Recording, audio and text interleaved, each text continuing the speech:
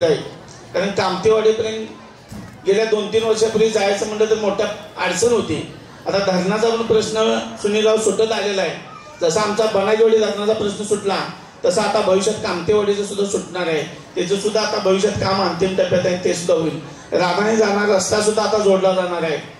महिलांच्यासाठी ज्या ज्या योजना आहेत त्या भविष्यात या वाकीवलात राबवल्या जातील। शेतकऱ्यांच्यासाठी कष्टकऱ्यांच्यासाठी ज्या ज्या योजना आहेत त्या राबवल्या जातील आणि त्या तुम्हाला अनेक मी मनापासून एक आश्वासन देतो की तुमचं राधाने काही काम असेल, पोलीस स्टेशन असू दे, तहसील असू दे, बीडीओ ऑफिस असू दे किंवा विद्युत मंडळाचं ऑफिस असू दे, तुम्ही काही काम घेऊन या। मेन रोडला आपलं घर आहे, आपण 24 तास आपल्याला उपलब्ध आहे। तुमच्याकडे माझा नंबर ठेवा, तुम्हाला काही कुठल्याही गोष्टीच्या अडचणी होती आपण उपस्थित आहे। आपल्याला एक चांगलं काम करायचं आहे, प्रामाणिक काम करायचं आहे आणि तुमच्यासारख्या सगळ्या लोकांना आरोग्याची सुविधा असू द्या, बाकीच्या जुन्या नामदार साहेबांच्या पाठीला खांद्याला खांदा लावून आपल्याला काम करून लोकांना न्याय द्यायचा आहे। एक संधी असते आयुष्यातील, मिळणं गरजेचे असते। तुम्ही सर्वांना संधी दिलेलीच आहे। माझ्यासारख्या एका सर्वसामान्य माणसाला तुम्ही संधी द्यावी, त्या संधीचं सोनं केल्याशिवाय मी थांबणार नाही।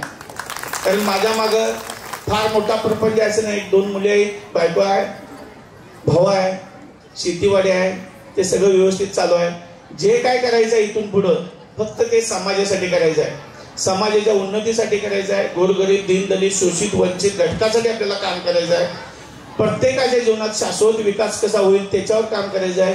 शेतकऱ्यांच्या उत्पन्न वाढीसाठी काम करायचं आहे आणि या संधीची गरज, बरेच लोक तुम्हाला काहीतरी सांगतील, मतदारसंघ बदललाय, ह्यो तिकडे गेला, तो इकडे आला, या सगळ्या गोष्टी चुकीच्या। इथं कोणतरी येऊन सांगते एक मोठं झाड आहे आंबेडकर साहेबांचं, त्या झाडाखाली सगळ्यांना चांगली सावली मिळणार आहे आणि सर्वांनी त्यांच्यावर विश्वास ठेवून ज्या काय भविष्यातल्या अडचणी आहेत त्या आपल्याला सोडवून घ्यायचे आहेत। आता इथं एक सरळ सूतगिरण होत्या, साखर कारखाना होतोय, आमच्याकडे एक सूतगिरण होत्या, यातून एक 2-3 हजार लोकांना भविष्यात रोजगार मिळणार। जे जे लोक आपल्याबरोबर प्रामाणिक राहणार आहेत त्यांना दुर्बिणीतनं शोधून तिथं काम मिळणार आहे।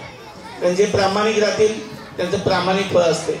मी कुठल्याही फळाची अपेक्षा न करता आमदार साहेबांच्या बरोबर प्रामाणिक, कधी कशाची अपेक्षा नाही।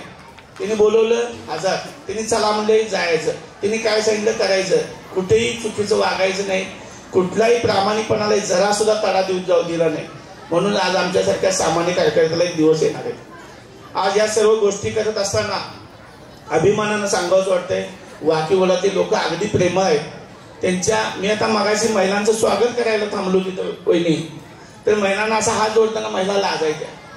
मला म्हणजे इथल्या महिलांना सन्मान आहे, पुरुषांच्याबद्दल आदर आहे, ही खरोखर एक अभिमानाची गोष्ट आहे। ते आपले पण टिकून आहेत आणि मी खरोखर प्रत्येक घरात येणार आहे, प्रत्येकाला भेटणार आहे, प्रत्येकावर बोलणार आहे, प्रत्येकाचे काय विचार आचार आहे ते ऐकून घेणार आहे, समस्या ऐकून घेणार आहे आणि त्या समस्यावर निश्चित काम करणार आहे। असं काय नाही की मी राजकारण म्हणून भाषण काय करायला उभारलेलं नाही। कार्यक्रमाला वेळ होतोय, पुन्हा एकदा तुम्हाला सर्वांना मी आश्वासित करतो की जे करणार ते चांगलं करणार, जे करणार ते प्रामाणिकच करणार। एवढं बोलून मी या ठिकाणी थांबतो। जय हिंद, जय महाराष्ट्र। धन्यवाद दादा।